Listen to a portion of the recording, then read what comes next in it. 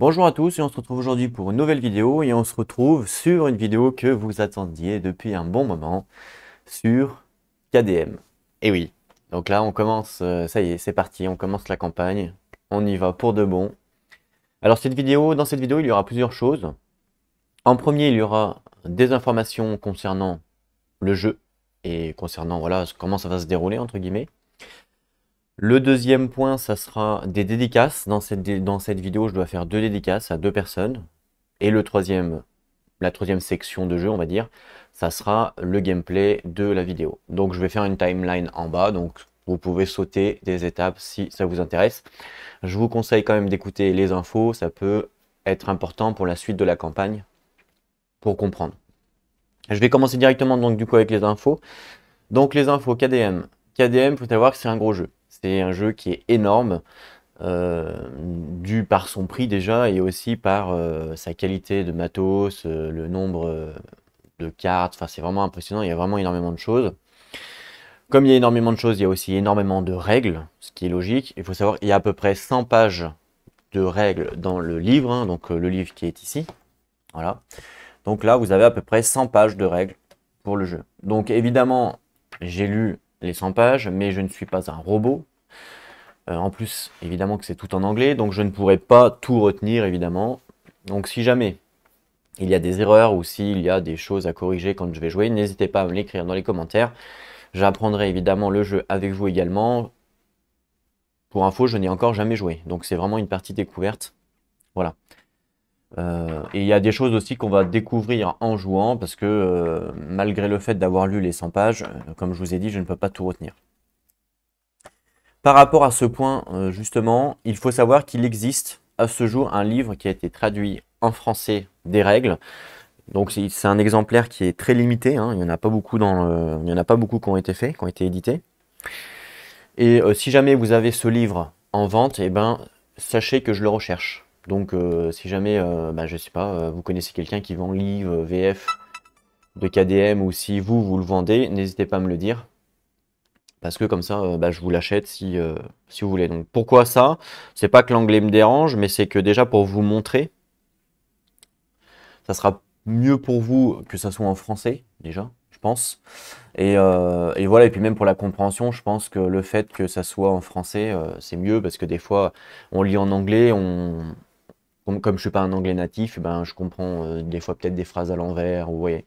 Il y a toujours des incompréhensions. Voilà. Donc je passe une bouteille à la mer. Si jamais quelqu'un vend le livre français, n'hésitez pas à me le dire. Je vous le prends. La deuxième information que je voulais vous dire, c'est que c'est un jeu en campagne, ce jeu-là, d'accord?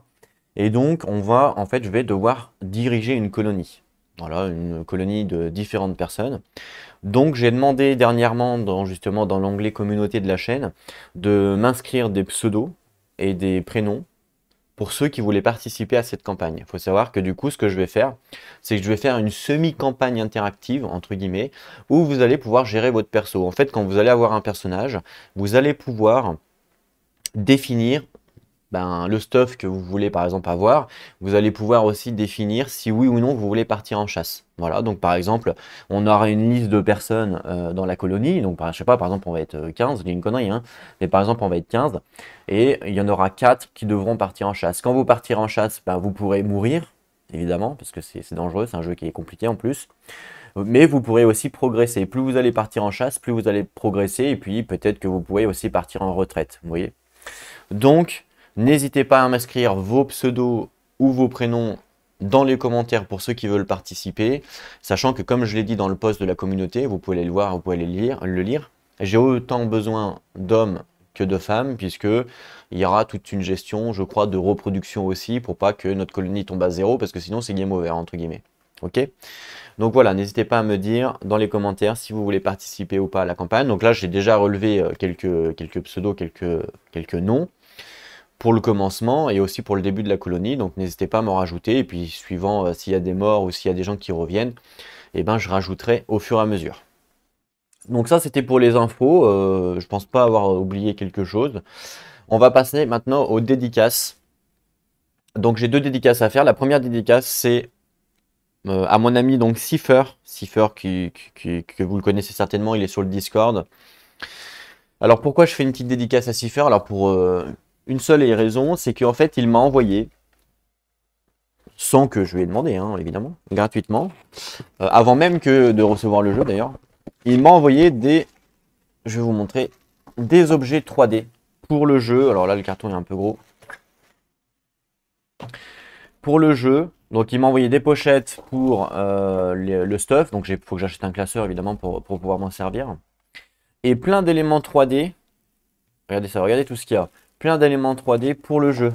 Donc ça c'est cool parce qu'en termes d'immersion du coup ça va être top. Par exemple une tourelle, donc je ne vais pas tous vous les montrer un par un évidemment. Mais franchement c'est de super bonne qualité. En plus il s'est embêté à les peindre pour certains.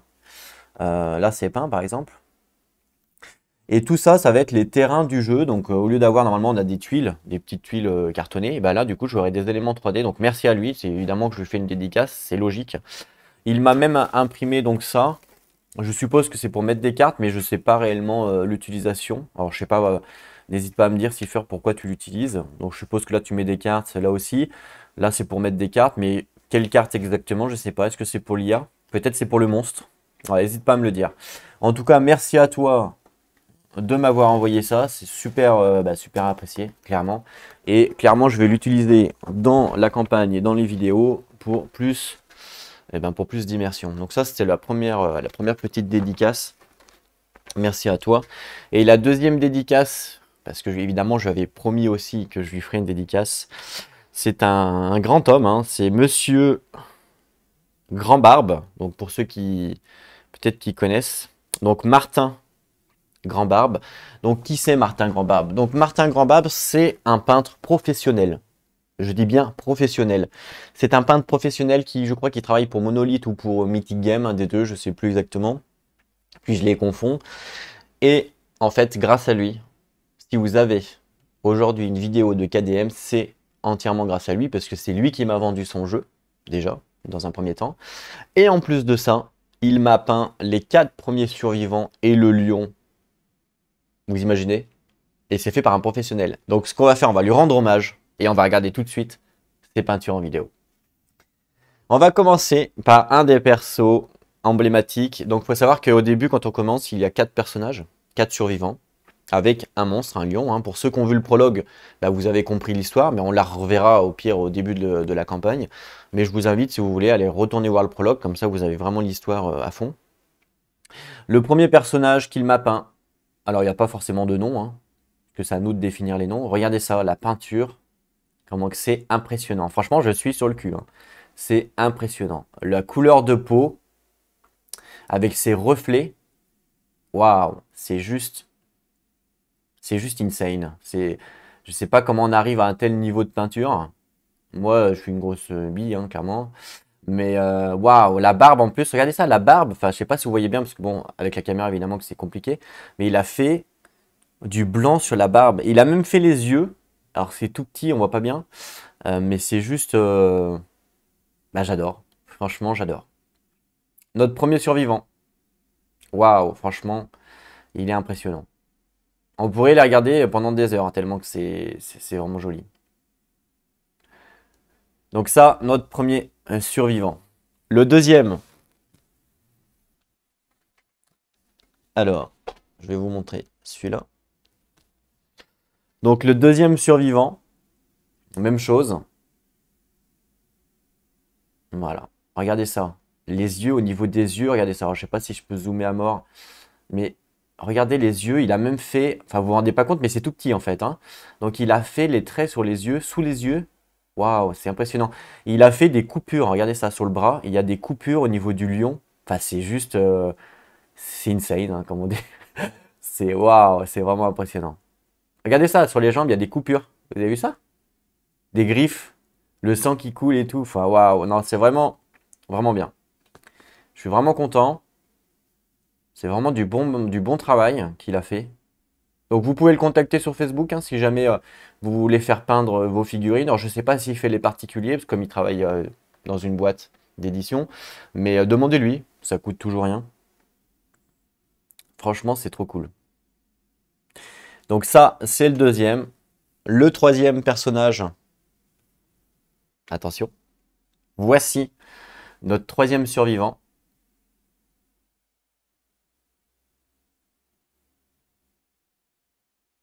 Elle a une posture en mode c'est parti, on va fight.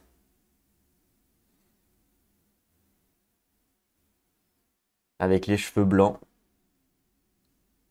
Enfin, blanc-gris, hein, je sais pas trop comment. Pareil, hein, au niveau du visage, il a aussi fait les traits noirs. On voit pas bien, mais il les a fait aussi. Elle sourit en plus. Je crois qu'elle sourit. Un peu sadomaso. Et la dernière, ma préférée. Voilà, c'est la figurine, c'est ma préférée. Je parle pas du lion, hein, évidemment. Je parle de la... en termes... Dans les survivants, c'est ma préférée. Je vais vous montrer, parce que je trouve qu'elle est vraiment, mais vraiment bien faite. Voilà. Ma préférée. Regardez ça, le visage. Il y a... Alors, je vais essayer de vous zoomer à mort, mais il y a les yeux. Regardez ça, il y a les yeux. Je crois même qu'il a mis du rouge à lèvres noir sur les lèvres, mais vous vous rendez pas compte, mais c'est tout petit. Enfin, je vais vous mettre un dé. Ça, c'est un dé à 6 faces, d'accord? Regardez ça.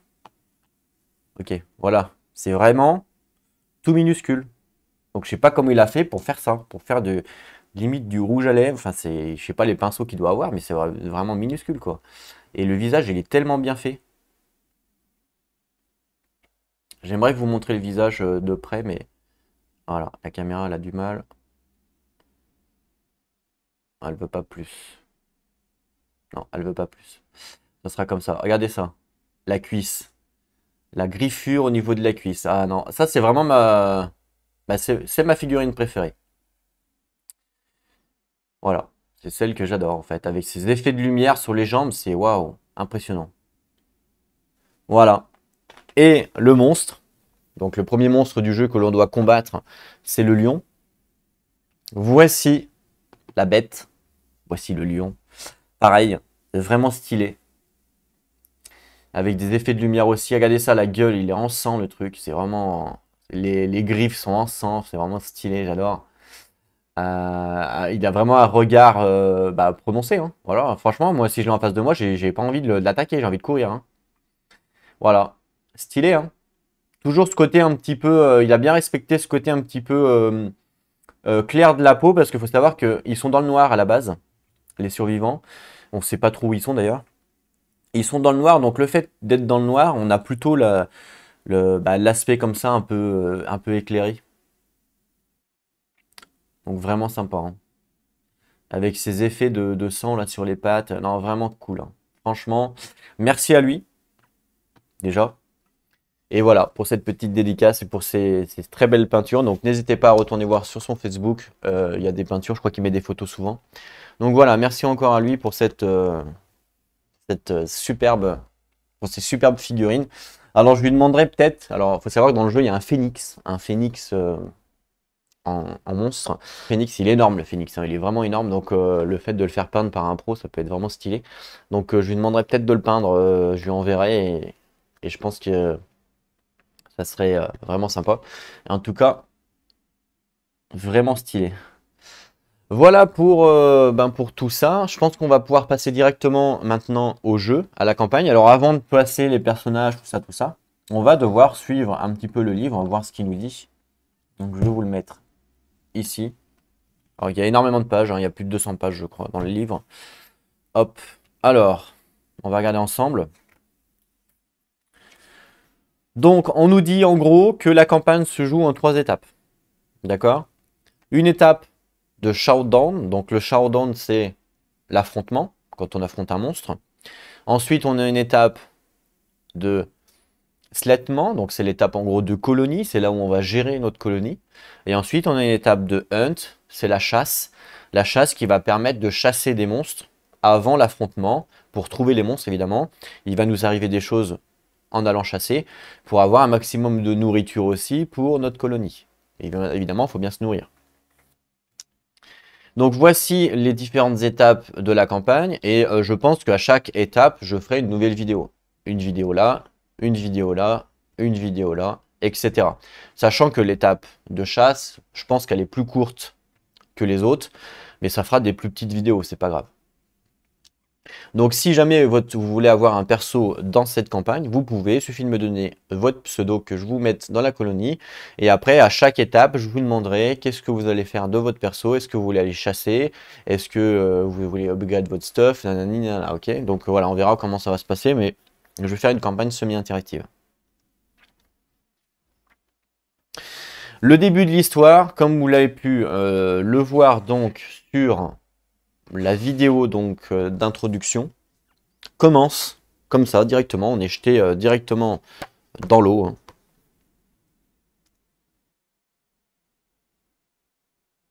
Alors, je vais bien vous montrer aussi les illustrations parce que c'est important. Donc voilà la première illustration que l'on a du jeu. Donc on voit un survivant là, un là, peut-être un là même. On voit pas bien. Au niveau, ça c'est des visages sculptés, c'est de la pierre en fait, tout simplement. On nous dit. On raconte qu'autrefois existait un monde pavé de visages ciselés dans la pierre. Un homme avec une lanterne y gisait, en proie à un sommeil sans rêve. L'homme était vierge de tout savoir. Ça veut dire que l'homme ne savait strictement rien en fait. Un peu comme nous, bah voilà, on se réveille, si on se réveille là, bah, on n'y connaît rien évidemment. Donc ça reprend exactement hein, le prologue hein, pour ceux qui l'ont vu. Désolé pour les reflets. On nous dit, un jour, l'homme s'éveilla, il frotta l'encre séchée qui couvrait ses yeux et les ouvrit. Autour de lui, il vit d'autres personnes remuer, et au-delà, un horizon de ténèbres insondable.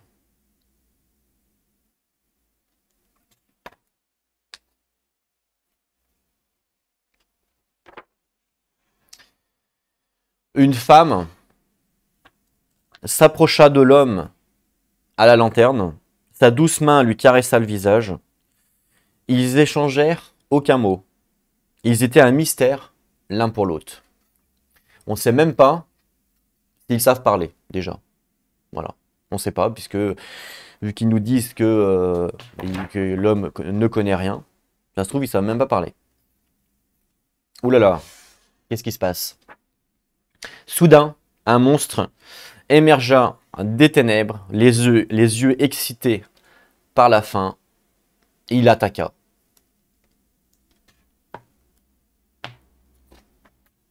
Regardez ça, comment il déchiquette tout le monde.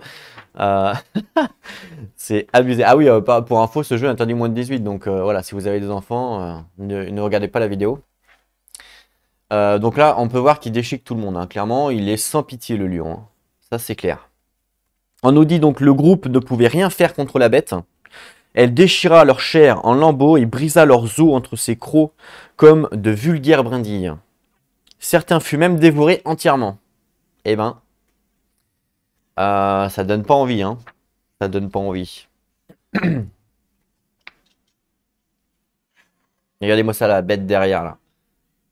Dans l'ombre. Submergé par l'effroi et le chagrin, l'homme à la lanterne s'effondra au sol. Les nez froids de pierre s'enfonçaient dans ses côtes. Donc les nez froids au niveau des pierres. Il n'y avait aucune échappatoire. Bah oui, tu m'étonnes, quand un lion, si un lion vous course comme ça par derrière, je pense que vous ferez moins les marioles. Hein.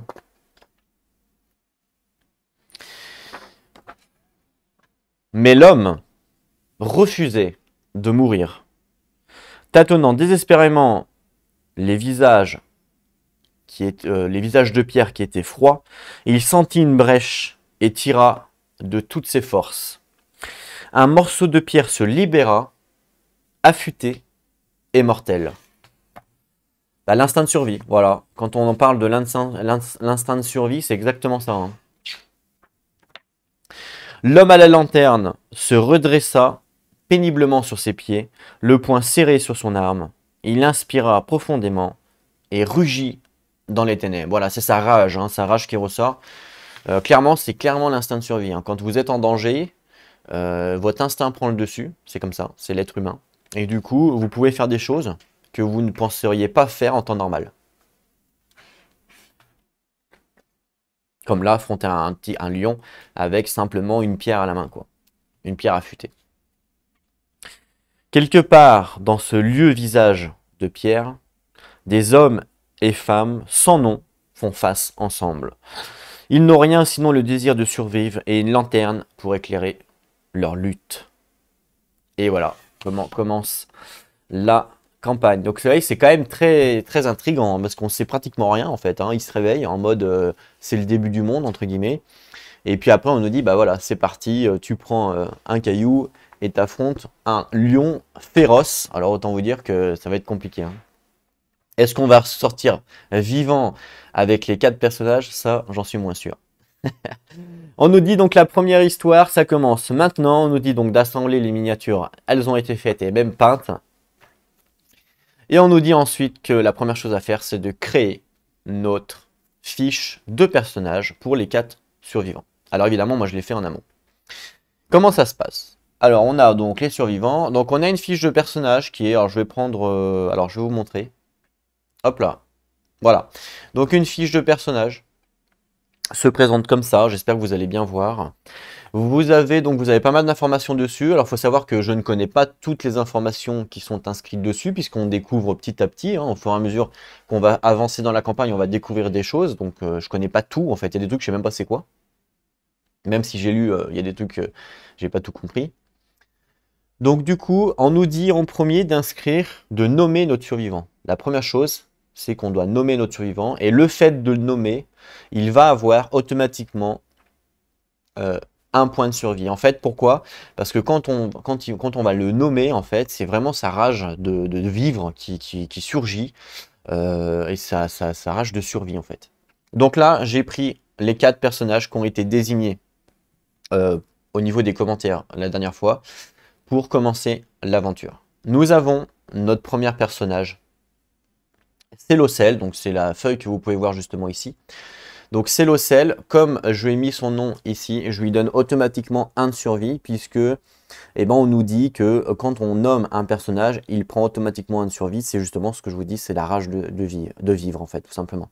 Donc là, ici, 1 point de survie. D'accord? Donc c'est l'ocelle sera notre survivante féminine, et je vais lui donner la figurine, ma préférée. Je vais lui donner cette figurine-là. Donc voici, c'est l'ocelle. Donc retiens bien ta figurine parce que elle peut peut-être évoluer dans le futur. La deuxième survivante, ça sera Fonzie. Alors, je vais vous montrer sa feuille. Donc, je vais vous la montrer ici. Donc Fonzie, puis comme ça vous permet de voir la feuille d'un peu plus près. Donc Fonzie avec 1 de survival, hein, toujours puisque je l'ai nommé, sera notre deuxième personnage. Donc je lui ai donné cette figurine-là, celle que l'on a vue.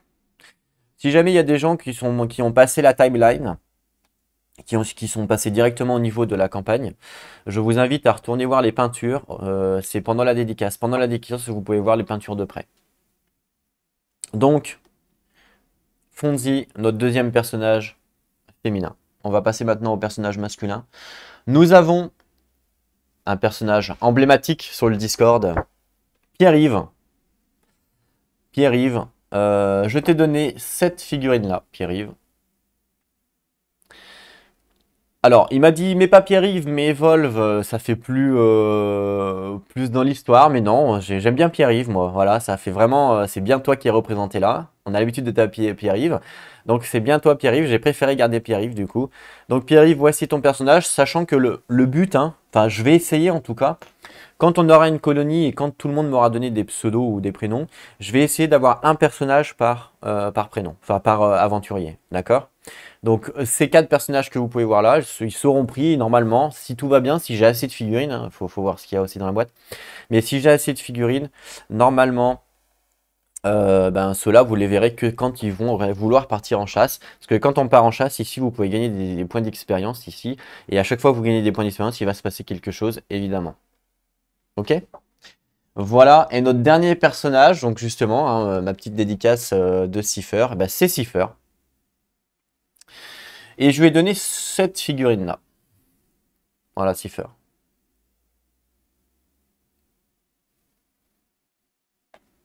Ok. Donc on nous dit de créer notre personnage, de lui donner un nom, et voilà. En gros, ça c'est la première chose qu'on nous dit. On nous dit également que l'on doit prendre le stuff, et on a tous un stuff pareil au début. C'est une pierre, puisque la pierre affûtée dans la main. Voilà. Et on a un cache-pot, entre guillemets, hein, un cache-pot autour de la taille. C'est ce qu'ils ont tous d'ailleurs. Hein. Oui, l'espèce de drap là ici autour de la taille, bah, c'est ça. Donc, le cloth, et ça fait, en fait, ça fait partie un peu de l'armure. Ça nous protège un petit peu, hein, c'est ce qui est dit. On nous dit en fait que ça nous protège au niveau de la taille et on gagne un point d'armure sur cette location. Donc sur toutes les fiches de personnages, comme tous les personnages commencent avec ça, on va écrire ici au niveau, donc ça c'est tout le corps, au niveau de l'armure, donc ici, on marque un point, donc 1. Ça va nous protéger grâce à notre cache-pot, entre guillemets. Voilà. Et donc tous les personnages commencent comme ça. Donc pour vous donner un exemple, je prends la feuille de Pierre-Yves et je mets ici, à Ouest, 1 pour dire qu'il a 1 de protection. Ok? Voilà, donc les autres, je les ai fait en amont, évidemment. Avec ça vient ce qu'ils appellent des... Alors, je ne sais pas comment ils appellent ça d'ailleurs. Des gear grids, ils appellent ça comme ça, voilà, donc c'est ça en fait, des gear grids, donc c'est une sorte de planche hein, cartonnée, où l'on peut mettre notre stuff, donc hop, je vais mettre par exemple le stuff comme ça, des personnages, d'accord? Ce qui veut dire en fait qu'on peut avoir au maximum 9 stuff, vous l'aurez compris, 3, 6, 9, maximum. Et à gauche, on a un petit récap d'un tour de jeu, donc les survivants par exemple, ils peuvent faire une action et bouger. Voilà, donc là ils expliquent comment dépenser nos points, nos survivants. Donc là c'est la survie, on va comprendre qu'on va pouvoir la dépenser durant le jeu. Bon ça je reviendrai dessus, hein, je ne vais pas expliquer les règles maintenant. Et on a aussi ici pour tous les survivants une arme de combat, mais en fait c'est qu'on peut se taper avec ce qu'ils appellent les poings et les dents. Voilà, en gros. Donc en fait, on y va, on tape le lion avec nos poings et nos dents. On n'est pas obligé de taper avec la stone, hein, donc la pierre. On peut taper directement avec ça. Donc ça, tous les personnages l'ont, puisque c'est intégré dans la feuille. On verra les stats, à quoi ça correspond. D'accord? Mais vous avez aussi la possibilité, quand vous attaquez, d'attaquer autant avec ça que avec la pierre. D'accord? Voilà. Donc tous les personnages auront une pierre et un cache-pot. Alors moi j'appelle ça un cache-pot. Un cache-pot comme ça. Donc je ne vais pas évidemment tous vous les montrer ou vous le montrer à chaque fois, puisque là on l'a vu. Je vais juste à la rigueur voir au niveau de la caméra numéro 2, voir si ça fonctionne. Voilà. Donc en fait j'ai mis ici les 4 personnages avec leur stuff. Je viendrai dessus si jamais on gagne du nouveau stuff ou truc comme ça. Mais sinon, je viendrai plus dessus avec la caméra. Il n'y a pas réellement d'intérêt. On sait de toute façon qu'on peut attaquer soit avec la pierre, soit on attaque à main nue avec ses dents. Et quand ça sera le cas, je le dirai, bah, j'attaque à main nue avec les dents. Et je vous montrerai les stats, d'accord? Voilà. Donc ça, c'est fait. Une fois qu'on a créé notre personnage, on leur a donné leur équipement, tout ça. On est bon. On va passer maintenant à la mise en place du jeu. On nous dit la première histoire. C'est là où on se réveille justement avec la lanterne. Et on doit combattre le lion. Donc il y a toute une mise en place à respecter au niveau des cartes. Et il faut savoir que c'est un lion. En temps normal, quand on combat un monstre, on a plusieurs niveaux de difficulté. Niveau 1, niveau 2, niveau 3. Là, comme c'est le prologue, il n'est même pas niveau 1 le monstre. Il est niveau inférieur à 1. C'est comme s'il était niveau 0 entre guillemets. On va le considérer quand même comme niveau 1. C'est ce qui est écrit dans les règles. Mais il est quand même en dessous. Puisqu'il y a des cartes qui sont prédéfinies pour ce combat, qui sont inscrites ici, que j'ai mis en place. On a ici une mise en place à respecter au niveau des personnages, c'est ce que l'on va faire maintenant. Et on voit que le monstre, il a des stats bien spécifiques puisqu'il a 6 de mouvement par exemple, et il a 6 de touch next. Donc touch next, c'est un peu la robustesse, sa dureté de peau entre guillemets. D'accord? Donc voilà ses stats. Et sa basique action, elle est ici. Alors est-ce que c'est la même que ça? Non, c'est pas la même. Ah si, c'est la même. Si, c'est la même. C'est la même. Ok, donc ça, c'est sa basique action qui est la même que la carte, donc ça, c'est cool. Ok. Là, on nous explique les lignes de vue, mais je vais vous expliquer. Alors, il faut savoir, comme c'est la première partie et que c'est le prologue, je vais aussi vous expliquer les règles. C'est important pour bien comprendre le jeu, évidemment, et pour pas que vous vous embêtiez, parce qu'il y a beaucoup de gens qui connaissent pas ce jeu déjà. Déjà parce que bah, c'est un jeu qui est pas en France, qui est pas, enfin, en français, qui est pas beaucoup fait. Quand il est fait, il est souvent fait sur TTS parce qu'il y a tellement de matos, c'est tellement grand que c'est difficile à filmer, hein, la preuve. Donc voilà, il n'y a pas beaucoup de vidéos à faire, donc on va en profiter pour bien expliquer les règles, tout ça, tout ça. Sachant que je peux dire des bêtises, hein, j'ai peut-être mal compris. Au début, au niveau de la mise en place, on nous dit donc de placer le monstre au milieu, peu importe le sens, moi je vais le placer comme ça, peu importe. Et on nous dit que les survivants, on doit les placer à 6 cases autour du monstre, et on les place comme on veut, à 6 cases autour du monstre. Donc, alors, par exemple, 1, 2, 3, 4, 5, 6, je peux placer ici Fonzie, par exemple.